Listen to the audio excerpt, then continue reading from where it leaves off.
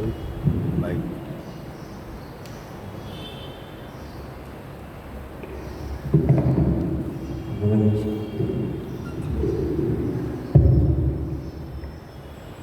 मैं धन्यवाद करता हूँ पादरी साहब का। थर्सडे को शाम को पादरी साहब ने मुझे बताया कि आपको बोलना है चर्च में, हो जाएगा। मैंने कहा बिल्कुल हो जाएगा भाई साहब।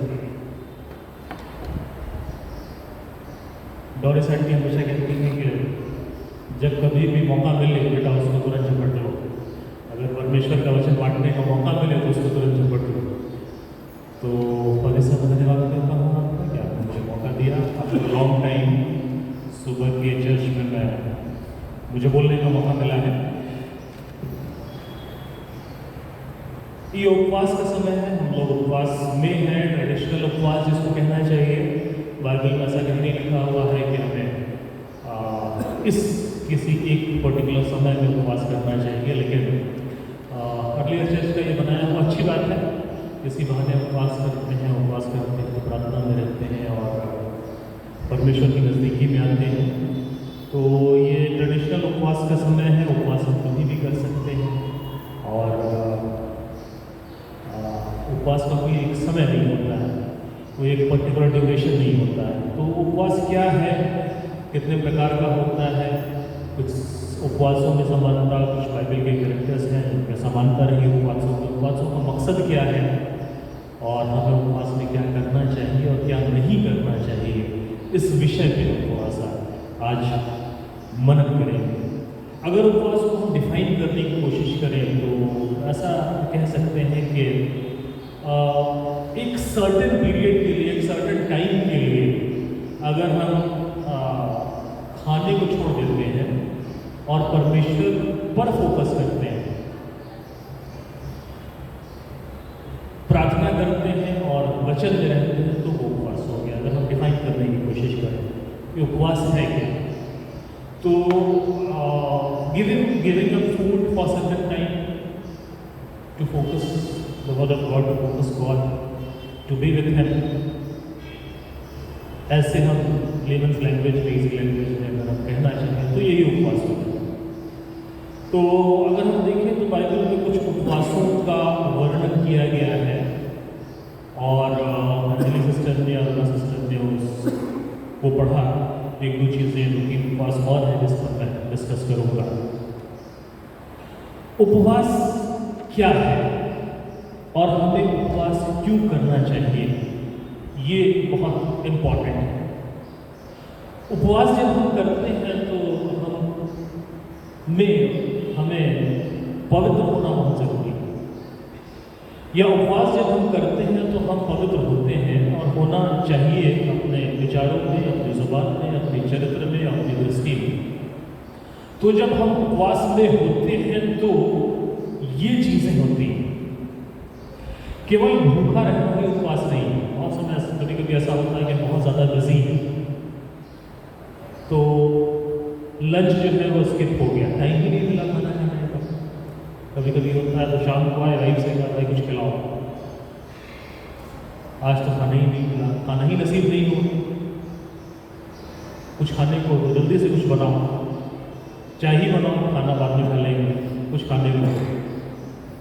तो ये उपवास थोड़ी हो, ये तो उपवास नहीं है। खाना स्किप हो गया, नहीं खा पाए क्योंकि बहुत ज़्यादा हम बिजी थे, तो ये उपवास नहीं हुआ।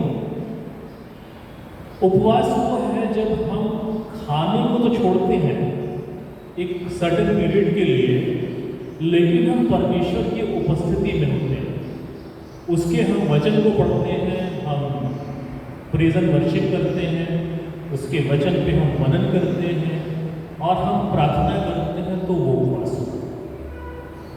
यीशु मसीह के चेले उनके पास आए, उन्होंने कहा कि क्या कारण है कि हम इन दुष्ट आत्माओं को नहीं निकल पाए। तो उन्होंने कहा कि ये उपवास और प्रार्थना के बिना नहीं निकलती, बिना उपवास और बिना प्रार्थना के ये नहीं निकलती है। तो प्रभु यीशु मसीह ने जो सिखाया वो प्रार्थना करना सिखाया, प्रार्थना करने पर जोर दिया, उपवास करने पर जोर दिया और दान देने पर जोर दिया। तो प्रार्थना और उपवास एक साथ आते हैं, वो अलाइन होते हैं।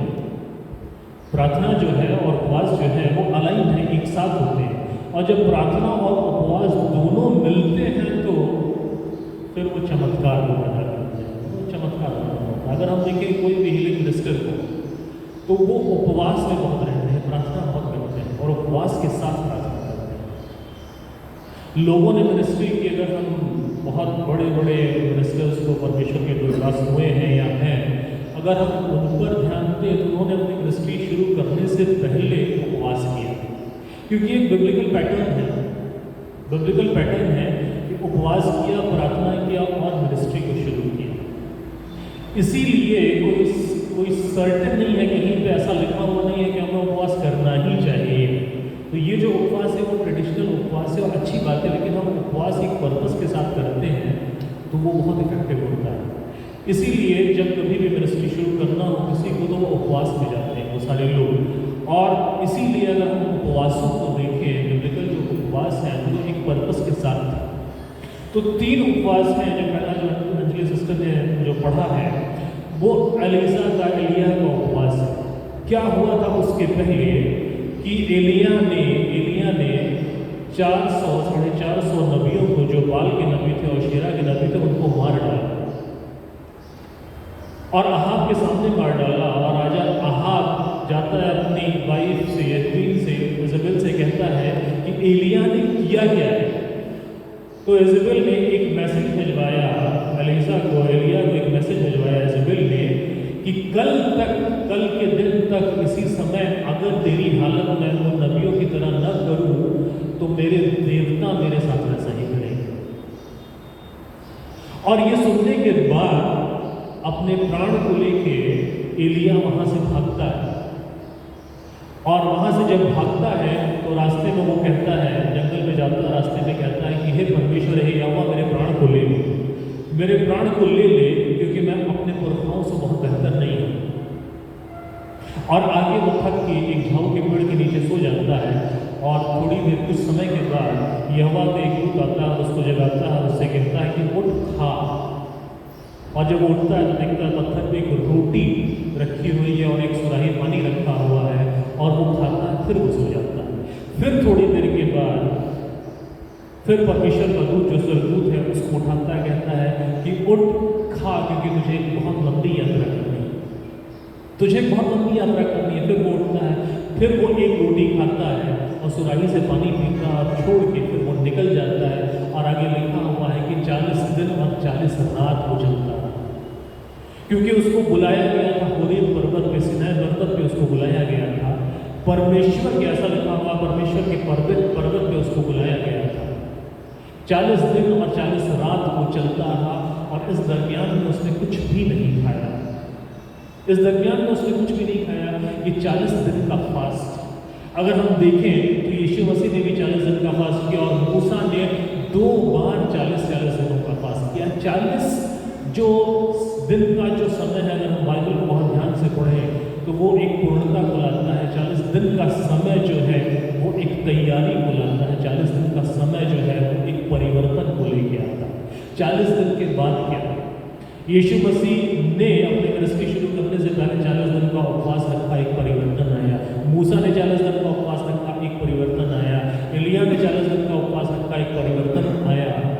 और 40 दिन का समय योना को दिया गया था कि जा नीनिवे के लोगों से कह 40 दिन के बाद मैं डिस्ट्रॉय कर दूंगा, और एक परिवर्तन आया। यीशु मसीह के जी उठने के बाद 40 दिन के बाद फिर वो स्वर्ग में चले गए और ठीक उसके बाद वो 40 दिनों के बाद एक परिवर्तन आया।